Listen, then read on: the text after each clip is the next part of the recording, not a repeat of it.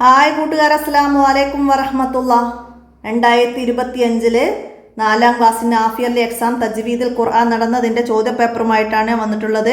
ഈ ചോദ്യപേപ്പറോടൊത്തുകൂടെ തന്നെ നിങ്ങൾക്ക് തജ്വീദ് മുഴുവനായിട്ട് മനസ്സിലാക്കി പഠിക്കാൻ കഴിയുന്നതാണ്. അപ്പോൾ എല്ലാവരും റിവിഷനായിട്ട് ഇത് ഉപകാരപ്പെടുത്തണം, കൂട്ടുകാർക്കൊക്കെ ഷെയർ ചെയ്ത് കൊടുക്കണം. അപ്പോൾ നമുക്ക് ചോദ്യങ്ങൾ മനസ്സിലാക്കാം, ഉത്തരങ്ങളൊക്കെ പഠിക്കാം. ബിസ്മില്ലാഹിർ റഹ്മാനിർ റഹീം. ശരി ഉത്തരം കോളത്തിൽ അടയാളപ്പെടുത്താനാണ്. പരിശുദ്ധ ഖുർആൻ പാരായണം ചെയ്യാൻ ഏറ്റവും ഉത്തമമായ രൂപം നമ്മൾ 3 രീതിയിൽ പറഞ്ഞിരുന്നു. തർത്തീൽ, ഹദർ, തദ്വീർ. എന്താണ് തർത്തീൽ? സാവധാന ഓതലാണ്. സാവധാന ഓതലാണ് ഏറ്റവും ഉത്തമമായ രൂപം. അതാണ് നമുക്കിവിടെ ടിക്ക് ചെയ്യേണ്ടത്. ഹദർ വേഗത്തിൽ ഓതലാണ്. തദ്വീർ മധ്യനിലയിൽ ഓതലാണ്. അപ്പോൾ അതൊക്കെ എന്താണ് തദ്വീർ, എന്താണ് ഹദർ, എന്താണ് തർത്തീൽ എന്നൊക്കെ ചോദ്യം വന്നാൽ അത് ഇതിന് കൂടെ മനസ്സിലാക്കി പഠിക്കണം. ഇനിയാ സാക്കിനായ നൂനിനെ വെളിവാക്കി ഓതണം. സാക്കിനായ നൂനിനെ വെളിവാക്കേണ്ടത് എപ്പോഴാണ്? ഇൽഹാറിൻ്റെ ഹർഫുകൾ വരുമ്പോഴാണ്. അപ്പോൾ ഇവിടെ ഇൽഹാറിൻ്റെ ഹർഫ് ഹ. അപ്പോൾ ഇതാണ് ഫഇൻ ഹജ്ജൂക്ക എന്നതാണ് ഇൽഹാറിന് ഉദാഹരണം. അപ്പം സാക്കിനായ നൂനിനെ വെളിവാക്കണം. ഇവിടെ ജീമ്, നൂനിന് ശേഷം ജീമ് ഇഖ്ഫാ, നൂനിന് ശേഷം ലാമ്, ഇദാം ബിലാ ഉന്ന കേട്ടോ. ഇനിയോ തൻവീനിനെ മീമാക്കി മറിച്ച് മണിച്ച് പറയണം. തൻവീനിനെ മീമാക്കണം. അതെപ്പോഴാണ്? ഇക്ലാബ് വരുമ്പോഴാണ്. തൻവീനിന് ശേഷം ബാ, സമിയം ബസീറ എന്നതാണ് അവിടെ ശരി. തൻവീനിനെ മീമാക്കി മറിക്കേണ്ടത് തൻവീനിന് ശേഷം ബാ വരുമ്പോഴാണ്, ഇക്ലാബിൻ്റെ ഹർഫായ. സമിയം അലീമ, സമിയാൻ അലീമ തൻവീന് ഷൈന്, അത് ഇൽഹാറാണ്. തൻവീനെ വെളിവാക്കിയാണ് ഓതേണ്ടത്. ഇനി അഫൂറ റഹീമ, തൻവീന് ശേഷം റാ വന്നാലോ അവിടെ ഉന്നത്ത് കൂടാതെ, അത് ഇദാമും ബിലാ ഉന്നയാണ്. അടുത്തതോ ഹൈറു നിത്തുമ അന്ന, ഇത് ഓതേണ്ട ശരിയായ രൂപം ഏതാണ്? ഹൈറു നിത്തുമ അന്ന, ഇതാണ് ശരിയായ രൂപം. എന്താണ്? ഇവിടെ നമുക്കറിയാം തൻവീന് ശേഷം ഉള്ള അക്ഷരങ്ങൾക്ക് സുക്കൂനായാൽ ഈ തൻവീനിനെ കസറുള്ള നൂനാക്കിയിട്ട് വേണം ഓതാൻ. ഹൈറു നിത്തുമ അന്ന. അപ്പോൾ അതുപോലെ മറ്റുദാഹരണങ്ങളൊക്കെ നമ്മൾ പാടത്ത് പഠിച്ചിട്ടുണ്ട്. ലഹുവനിം ഫല്ലു എന്നൊക്കെ നമ്മൾ പഠിച്ചിട്ടുണ്ട് അല്ലേ? അതൊക്കെ മനസ്സിലാക്കണം. ഇനിയോ സാക്കിനായ മീമിന് ശേഷം ബാ വന്നാൽ സാക്കിനായ മീമിന് ശേഷം ബാ ആണ് കേട്ടോ. നൂനും തൻവീനും അല്ല. നൂനും തൻവീനാണെങ്കിൽ ബാ വന്നാൽ ഇക്ലാബാണ്. അപ്പം മീമിന് ശേഷം ബാ വന്നാൽ ഇഖ്ഫ ആണ്. സാക്കിനായ മീമിൻ്റെ 3 വിധികൾ ഇൽഹാറും ഇദ്ഗാമും ഇഖ്ഫാഉം ആണ്. മീമിന് ശേഷം ബാ വന്നാൽ ഇഖ്ഫാവും, മീമിന് ശേഷം മീമ് വന്നാൽ ഇദ്ഗാമും, ബാക്കി ഏത് അക്ഷരങ്ങൾ വന്നാലും ഇൽഹാറും ആണ്. ഇനി എന്താണ്? അസ്ലിയായ മദ്ദിനേക്കാൾ കൂടുതൽ നീട്ടൽ നിർബന്ധമുള്ളത്. അസ്ലിയായ മദ്ദിനേക്കാൾ കൂടുതൽ നീട്ടുന്നത് മദ്ദുൽ ഫർഇയാണ്. അസ്ലിയും ഫർഇയും. അപ്പോൾ ഇവിടെ ഫർഇ വന്നത് മദ്ദശത്തിന് ശേഷം ഹംസ വന്ന്, അതാണ് ഫർഇ. അപ്പോൾ അതാണ് ശരിയായപ്പെടുത്തേണ്ടത്. ഇവിടെ കാ എന്നും റാ എന്നും ഷാ എന്നൊക്കെ എന്താണ്? അസ്ലിയായ മദ്ദാണ്. അപ്പോൾ അത് മനസ്സിലാക്കുക. അതിനേക്കാൾ കൂടുതൽ നീട്ടിയത് ഇവിടെ ഫർഇ അത്തോ എന്നത് കേട്ടോ. അപ്പോൾ അത് ടിക്ക് ചെയ്യാം. അടുത്ത ഇനി ചേരുമ്പടി ചേർക്കാനാണ്. തൻവീനിനെ ഇൽഹാർ ചെയ്യണം. തൻവീനിനെ ഇൽഹാർ ചെയ്യണമെങ്കിൽ തൻവീനിന് ശേഷം ഇൽഹാറിൻ്റെ ഹർഫുകൾ വരണം. അപ്പോൾ ഇവിടെ അജ്റൻ ഹസന, തൻവീനിന് ശേഷം ഹ വന്നു. അപ്പോൾ അതിൻ്റെ ഡി നമുക്കവിടെ എഴുതി കൊടുക്കാം. ഇനിയോ തൻവീനിനെ ഇക്ലാബ്, തൻവീന് ശേഷം ബാ വന്നത് എവിടെയാണ്? തൻവീന് ശേഷം ബാ, ഇതാ മത്താഉം ബിൽ മഅറൂഫ്. അപ്പോൾ അതിൻ്റെ ഈ നമുക്കവിടെ എഴുതി കൊടുക്കാം. ഇനിയോ സാക്കിനായ നൂനിനെ ഇദ്ഗാമും ബിലാ ഉന്ന ചെയ്തു. നൂനിൻ്റെ ശേഷം ഇദ്ഗാം ബിലാ ഉന്നയുടെ ഹർഫുകൾ ലാമു റാഉ ആണ്. അപ്പോൾ ഇവിടെ മിർ റിസ്ഖിഹി എന്ന അതിൻ്റെ എഴുതാം റാ വന്നത്. അടുത്തതാ സാക്കിനായ മീമിനെ ഇൽഹാർ ചെയ്യണം. മീമിന് ശേഷം ബാഉം മീമും അല്ലാത്ത ഏത് അക്ഷരങ്ങൾ വന്നാലും സാക്കിനായ മീമിന് ശേഷം ഇതാ ലഹും ഫീഹ വലഹും ഫീഹ എന്നതിലെ മീമിന് ശേഷം ഫാ വന്നത്, അതാണ് ഇൽഹാർ, മീമിൻ്റെ വിധികൾ. അടുത്തതാ സാക്കിനായ മീമിനെ ഇഖ്ഫാ, മീമിന് ശേഷം ബാ വന്നത്, മീമിന് ശേഷം ബാ വന്നത് യഉമുറുക്കും ബിഹി എന്ന സി, അതിൻ്റെ സി ആണ് മീമിന് ശേഷം ബാ വന്നത്. അപ്പോൾ അത് സാക്കിനായ മീമിൻ്റെ വിധിയും സാക്കിനായ നൂനും തൻവീനിൻ്റെ വിധിയും നന്നായിട്ട് മനസ്സിലാക്കിയാലാണ് അങ്ങനെ വരുമ്പോൾ നമുക്ക് എഴുതാൻ കഴിയുള്ളൂ. ശ്രദ്ധിക്കണം കേട്ടോ. ഇനി വിട്ട ഭാഗം പൂരിപ്പിക്കാനാണ്. അത്തോമത്ത് എന്നതിൽ ഡേഷിന്റെ കതിർ നീട്ടൽ നിർബന്ധമാണ്. അത്തോമത്ത് എന്നുള്ളതിൽ വന്ന മദ് ഏതാണ്? മദ്ദുൽ ലാസിം. മദ്ദക്ഷരത്തിന് ശേഷം ശബ്ദമുള്ള ഒരു അക്ഷരം അല്ലേ, മാ എന്ന് വന്നു അല്ലേ.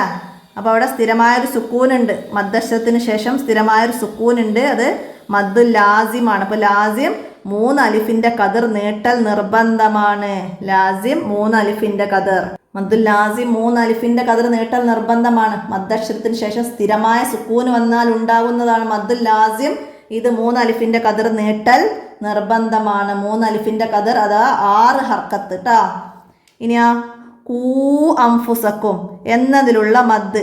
കൂ അംഫുസക്കും, കൂ എന്നത് മദ് ഇവിടെ വന്നിട്ടുണ്ട്. അടുത്ത കലിമത്തിന്റെ ആദ്യ അക്ഷരമായ ഹംസയും വന്നിട്ടുണ്ട്. എന്താണ്? മുൻഫസിൽ. മനസ്സിലാക്കാം, മുൻഫസിലാണ് എന്നതിലുള്ള മദ് മുൻഫസിലാണ്.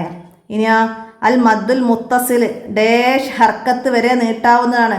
മുത്തസിൽ എന്താണ്?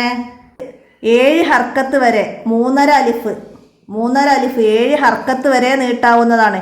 7 ഹർക്കത്താണ് 3.5 അലിഫ് ട്ടോ. അടുത്തതാ ജാ എന്നതിലെ മദ് ഡേഷ് ആണുള്ളത്. ജാ ഏതാണ്? മദ്ദും ഹംസയും ഒറ്റ പദത്തിലാണ്. അപ്പോൾ എന്താണ്? മദ്ദുൽ മുത്തസിലാണ്. ഒരേ പദത്തിൽ. അപ്പം മദ്ദുൽ മുത്തസിൽ 2 പദത്തിൽ വരുന്നത് മദ്ദുൽ മുൻഫസിൽ. അത് മനസ്സിലാക്കിയാൽ മതി ട്ടാ. ഇനി എന്താണ്? നിയമം പാലിക്കാതെ പാരായണം ചെയ്താൽ ഖുർആനിൻ്റെ ഡേഷിന് കാരണമാകും. എന്തായിരുന്നു? ഖുർആനിൻ്റെ ശാപത്തിന് കാരണമാകും. നിയമം പാലിക്കാതെ ഖുർആൻ പാരായണം ഖുർആനിൻ്റെ ശാപത്തിന് കാരണമാകും. ഇനിയാ ഹംസ, ഹ, ഐന്, ഹ, ഒയിന്, ഹ എന്നിവ ഹൽക്കിൻ്റെ അക്ഷരങ്ങളാണ്. അതായത് ഇൽഹാറിൻ്റെ അക്ഷരങ്ങൾ ട്ടോ. ഇനി ഒറ്റ വാക്കിൽ ഉത്തരം എഴുതാനാണ്. സാക്കിനായ നൂനിൻ്റെയും തൻവീനിൻ്റെയും വിധികൾ എത്ര? അതിൻ്റെ വിധികൾ 5 സാക്കിനായ നൂനിൻ്റെയും തൻവീൻ്റെയും വിധികൾ 5. സാക്കിനായ മീമിൻ്റെ വിധി 3. അത് മനസ്സിലാക്കണം. ഇനി തൻവീനു ശേഷം സ്വാദ് വന്നാൽ തൻവീനിൻ്റെ വിധി. തൻവീനു ശേഷം സ്വാദ് ഇഖ്ഫാഇൻ്റെ അക്ഷരമാണ്. അപ്പോൾ ഇഖ്ഫ ആണ് വിധി. അടുത്തതാ സാക്കിനായ മീമിന് ശേഷം മീമ് വന്നാൽ ഇദ്ഗാമാണ്. അത് നമുക്കവിടെ എഴുതാം. മീമിന് ശേഷം മീമ് വന്നാൽ ഇദ്ഗാം, മീമിന് ശേഷം ബാ വന്നാൽ ഇഖ്ഫാ, ബാക്കി അക്ഷരങ്ങൾ വന്നാൽ ഇൽഹാർ. അടുത്തത് യക്കൂലു എന്നതിലുള്ള മദ്ദിൻ്റെ പേര്. യക്കൂലു എന്നതിലിവിടെ വാവ് വന്നിട്ടുണ്ട് അല്ലേ, ലൊമ്മയെ നീട്ടാൻ. അപ്പോൾ അവിടെ ഉച്ചരിക്കാൻ ആവശ്യമായ സമയം നീട്ടലാണ്. അപ്പോൾ അത് അസ്ലി, മദ്ദുൽ അസ്ലി എന്ന് പറയുന്ന. അപ്പോൾ അവിടെ മദ്ദുൽ അസ്ലി എന്ന് എഴുതാം. അടുത്തതാ അസ്സോഹത്ത് എന്നതിൽ എത്ര ഹർക്കത്തിൻ്റെ കതിർ നീട്ടണം? എത്ര ഹർക്കത്തിൻ്റെ ആണ്? 3 അലിഫ്. 3 അലിഫിൻ്റെ കതിർ. 3 അലിഫിൻ്റെ കതിർ അതാണ്. അതായത് നമ്മൾ മദ് ലാസിം 6 ഹർക്കത്ത്, 3 അലിഫിൻ്റെ കതിർ. അടുത്തതാ മദ് ഫറഈ എത്ര ഇനങ്ങളുണ്ട്? ഫറഈൽ 5 ഇനങ്ങളുണ്ട്. 5 മദ് മുത്തസിൽ, മുൻഫസിൽ, ലാസിം, ആരിൽ, ലീന്, ഇങ്ങനെ 5 ഇനങ്ങളുണ്ട്. അത് പഠിക്കണം കേട്ടോ. ഇനി ഒറ്റവാചകത്തിൽ ഉത്തരം എഴുതാനാണ്.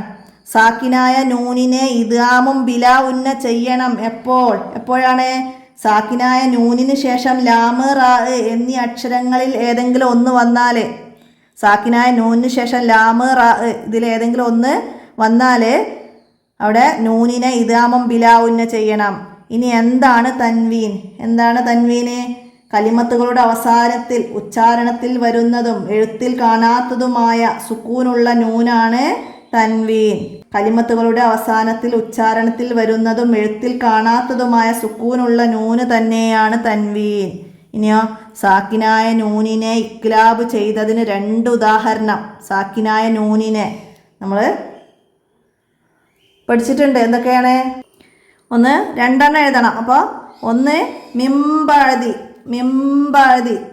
എന്ന് എഴുതാം. പിന്നെ മിംബനി, അങ്ങനെ 2 എഴുതി കൊടുക്കാം. ഇനി ആരാണ് അള്ളാഹുവിൻ്റെ അഹ്ലുകാർ? ധാരാളമായി ഖുർആൻ പാരായണം ചെയ്യുന്നവരാണ്. അള്ളാഹുവിൻ്റെ അഹ്ലുകാർ. അടുത്തതാ അൽ മദ്ദുൽ മുത്തസിൽ എന്നാൽ എന്ത്? അൽ മദ്ദുൽ മുത്തസിൽ എന്താണ്? മദ്ദക്ഷരത്തിനു ശേഷം അതേ പദത്തിൽ ഹംസ വന്നാൽ ഉണ്ടാകുന്നതാണ് മദ്ദുൽ മുത്തസിൽ. മദ്ദക്ഷരത്തിനു ശേഷം അതേ പദത്തിൽ ഹംസ വന്നാൽ ഉണ്ടാകുന്നതാണ് മദ്ദുൽ മുത്തസിൽ. അടുത്ത തജ്വീദ് എന്നാൽ എന്ത്? അറബി അക്ഷരങ്ങൾക്ക് കൃത്യമായ മഹ്റജ്, സിഫത്ത്, തഫീമ്, തർക്കീക്ക്, മദ്, ഉന്നത്ത് പോലുള്ളവ നൽകുന്നതിനാണ് തജ്വീദ് എന്ന് പറയുന്നത്. അറബി അക്ഷരങ്ങൾക്ക് കൃത്യമായ മഹ്റജ്, സിഫത്ത്, തഫീമ്, തർക്കീക്ക്, മദ്, ഉന്നത്ത് പോലുള്ളവ നൽകുന്നതിനാണ് തജ്വീദ് എന്ന് പറയുന്നത്. അടുത്തത് ഫീ അംരി എന്നതിൽ മദ്ദുൽ മുൻഫസിൽ ഉണ്ടാവാൻ കാരണം എന്ത്? ഫീ അംരി എന്നതിൽ മദ്ദുൽ മുൻഫസിൽ ഉണ്ടാവാൻ കാരണം എന്ത്? മദ്ദക്ഷരത്തിന് ശേഷം അടുത്ത കലിമത്തിൻ്റെ ആദ്യ അക്ഷരമായി ഹംസ വന്നതാണ്. മദ്ദക്ഷരത്തിന് ശേഷം അടുത്ത കലിമത്തിലെ ആദ്യ അക്ഷരമായി ഹംസ വന്നതാണ് ഇവിടെ മദ്ദുൽ മുൻഫസിൽ ഉണ്ടാവാൻ കാരണം. അടുത്തത് എപ്പോഴാണ് മദ്ദുൽ ലാസിം ഉണ്ടാകുന്നത്? എപ്പോഴാണ് മദ്ദുൽ ലാസിം ഉണ്ടാകുന്നത്? മദ്ദുൽ ലാസിം എന്നുള്ളത് എഴുതിയേക്കുക. എന്താണ്? മദ്ദക്ഷരത്തിന് ശേഷം സ്ഥിരമായ സുക്കൂന് വന്നാൽ ഉണ്ടാകുന്നതാണ് മദ്ദുൽ ലാസിം. മദ്ദക്ഷരത്തിന് ശേഷം സ്ഥിരമായ സുക്കൂന് വന്നാൽ ഉണ്ടാകുന്നതാണ് മദ്ദുൽ ലാസിം. അതിന് ഉദാഹരണങ്ങളൊക്കെ നമ്മൾ ആ പാഠത്ത് പഠിച്ചിട്ടുണ്ട്. അത്തോമത്ത്, അൽ ഹാക്ക എന്നൊക്കെ നമ്മൾ പഠിച്ചിട്ടുണ്ട്. അപ്പോൾ അത് അവിടെ മനസ്സിലാക്കണം. അപ്പോൾ ഇവിടെ ചോദ്യങ്ങൾ ഫീ അംരി എന്ന് വന്നൊക്കെ നമുക്ക് ഈ വേർഡ്സാണ് മാറുള്ളൂ. ചോദ്യം അതന്നെ ആയിരിക്കും. എന്താണ്? കൂ അംഫുസക്കും. ഇതിൽ മദ് മുൻഫസിലാവാൻ കാരണം എന്ത്? അപ്പോൾ ഉത്തരം തന്നെയാണ്. മദ്ദക്ഷരത്തിന് ശേഷം അടുത്ത കലിമത്തിൻ്റെ ആദ്യക്ഷരമായി ഹംസ വന്നതാണ്. അതുപോലെ ചോദ്യങ്ങളൊക്കെ മനസ്സിലാക്കി വേർഡ്സുകളൊക്കെ മാറ്റി പറഞ്ഞ് നിങ്ങൾ തന്നെ പഠിക്കണം. ഇതൊരു റിവിഷനായിട്ട് തന്നെ മനസ്സിലാക്കണം. ഇനി ആ രണ്ടിലേതെങ്കിലും ഒരു വിഷയത്തിൽ കുറിപ്പ് എഴുതാനാണ്. ഖുർആൻ പാരായണത്തിൻ്റെ മഹത്വം നമ്മൾ ഒന്നാമത്തെ പാഠത്തിൽ പറയുന്നുണ്ട്. അള്ളാഹുവിൻ്റെ വിശുദ്ധ വചനങ്ങളായ ഖുർആൻ, അതിന് ചില പ്രത്യേക നിയമങ്ങൾ പാലിച്ചുകൊണ്ട് വേണം പാരായണം ചെയ്യാൻ. നിയമം പാലിക്കാതെ പാരായണം ചെയ്യൽ കുറ്റവും ഖുർആനിൻ്റെ ശാപത്തിന് കാരണവുമാണ്. മനുഷ്യരെ നേർമാർഗത്തിലേക്ക് നയിക്കാൻ ജിബ്രീൽ അലൈഹിസ്സലാം മുഖേന അള്ളാഹു തആല നബി സല്ലല്ലാഹു അലൈഹി വസല്ലമ തങ്ങൾക്ക് അവതരിപ്പിക്കപ്പെട്ട വിശുദ്ധ വചനങ്ങളാണ് ഖുർആൻ. ഖുർആൻ പാരായണം വളരെ പുണ്യമുള്ള ഇബാദത്താണ്. ധാരാളം ഖുർആൻ പാരായണം ചെയ്യുന്നവർ അള്ളാഹു തആല അവൻ്റെ അഹ്ലുകാർ എന്നാണ് വിശേഷിപ്പിച്ചിട്ടുള്ളത്. ഖുർആൻ പാരായണം ചെയ്യുന്നവർക്ക് അന്ത്യനാളിൽ ഖുർആൻ സാക്ഷിയാകും. നിങ്ങൾ ഖുർആൻ ഓതുക, തീർച്ചയായും പാരായണം ചെയ്യുന്നവർക്ക് അത് അന്ത്യനാളിൽ ശുപാർശ ചെയ്യുമെന്ന് നബി സല്ലല്ലാഹു അലൈഹി വസല്ലമ പറഞ്ഞിട്ടുണ്ട്. ഖുർആൻ പാരായണത്തിന് 3 രൂപങ്ങളുണ്ട്. അതൊക്കെ ചേർത്തിട്ട് നമുക്ക് എഴുതാം. തർത്തീൽ, ഹദർ, തദ്വീറൊക്കെ എഴുതിയിട്ട് ഇത് പൂർത്തിയാക്കാം. പിന്നെ അഹ്കാമുൻ നൂനി സാക്കിനത്ത് വ തൻവീൻ, സാക്കിനായ നൂനിനും തൻവീനിനും 5 വിധികളാണുള്ളത്. അത് ഒന്ന് ഇൽഹാറിൻ്റെ ഹർഫുകൾ എഴുതുക. പിന്നെ ഇദ്ഗാം ബിഉന്ന അതിൻ്റെ ഹർഫുകൾ, ഇദ്ഗാം ബിലാ ഉന്ന അതിൻ്റെ ഹർഫുകൾ, ഇക്ലാബ് അതിൻ്റെ ഹർഫുകൾ, ഇഖ്ഫാ അതിൻ്റെ ഹർഫുകളൊക്കെ പൂർത്തിയാക്കി നമുക്കിവിടെ അതിനെക്കുറിച്ച് എഴുതാം. പിന്നെ അഹ്കാമു മീമി സാക്കിന, സാക്കിനായ മീമിൻ്റെ വിധികൾ. സാക്കിനായ മീമിന് ശേഷം മീമ് വന്നാൽ, സാക്കിനായ മീമിൻ്റെ വിധികൾ 3 സാക്കിനായ മീമിന് ശേഷം മീമ് വന്നാൽ ഇദ്ഗാമും, സാക്കിനായ മീമിന് ശേഷം ബാ വന്നാൽ ഇഖ്ഫാഉം, സാക്കിനായ മീമിന് ശേഷം ഈ 2 അക്ഷരങ്ങളല്ലാതെ മറ്റേത് അക്ഷരം വന്നാലും അവിടെ ഇൽഹാറുമാണ്. അങ്ങനെ അതിന് ഉദാഹരണങ്ങളൊക്കെ എഴുതി വെച്ച് അതിനെ പൂർത്തിയാക്കാം. പിന്നെ മദ്ദുകളെ കുറിച്ചിട്ട് മദ്ദുകൾ 2 ഇനമാണ്. മദ്ദുൽ അസ്ലിയും മദ്ദുൽ ഫർഇയും.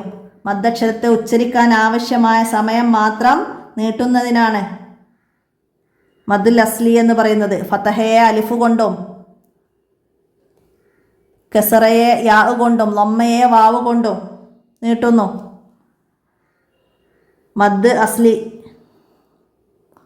അസ്ലിയേക്കാൾ കൂടുതൽ നീട്ടുന്നതിനാണ് മദ്ദുൽ ഫർഇ എന്ന് പറയുന്നത്. ഫർഇയിൽ 5 ഇനങ്ങളുണ്ട്. മദ്ദക്ഷരത്തിന് ശേഷം ഹംസയോ സുക്കൂനോ വന്നാലാണ് മദ്ദുൽ ഫർഇ ഉണ്ടാകുന്നത്. അപ്പോൾ കൂടുതൽ നീട്ടണം. ഫർഇയിൽ 5 ഇനങ്ങൾ മുത്തസിൽ, മുൻഫസിൽ, ലാസിം, ആരിൽ, ലീന് ഇങ്ങനെ 5 എണ്ണമാണ്. അതൊക്കെ ചേർത്തിട്ട് മദ്ദുകളെ കുറിച്ചിട്ടും എഴുതി കംപ്ലീറ്റ് ചെയ്യാവുന്നതാണ്. ഇതുപോലെ 5 വരി കുറയാതെ എഴുതാൻ. പിന്നെ പഠിക്കേണ്ടത് തൻവീന് ബഅദ സുക്കൂന്, തൻവീനിന് ശേഷം സുക്കൂനുള്ള അക്ഷരങ്ങൾ വരുമ്പോൾ പ്രത്യേകം ശ്രദ്ധിക്കണം. അതിനെക്കുറിച്ചിട്ട് നമ്മൾ 4ാമത്തെ പാഠത്ത് പഠിച്ചിട്ടുണ്ട്. ആ പാഠം നന്നായി മനസ്സിലാക്കി പഠിക്കുക. ഇത്രയാണ് ഈ ചോദ്യത്തിൻ്റെ കൂടെ നിങ്ങൾ മനസ്സിലാക്കി പഠിക്കേണ്ട കാര്യങ്ങൾ. അപ്പോൾ എല്ലാവരും മനസ്സിലാക്കി പഠിക്കുക, ഉപകാരപ്പെടുത്തുക. വീഡിയോ കൂട്ടുകാർക്കൊക്കെ ഷെയർ ചെയ്ത് കൊടുക്കണം. എന്തെങ്കിലും തെറ്റുകളൊക്കെ പെടുന്നുണ്ടെങ്കിൽ കമൻ്റായിട്ട് അറിയിക്കണം. നമുക്ക് അടുത്ത ചോദ്യപേപ്പറുമായി അടുത്ത വീഡിയോയിൽ കാണാം. അസ്സലാമു അലൈക്കും വറഹ്മത്തുള്ളാഹി.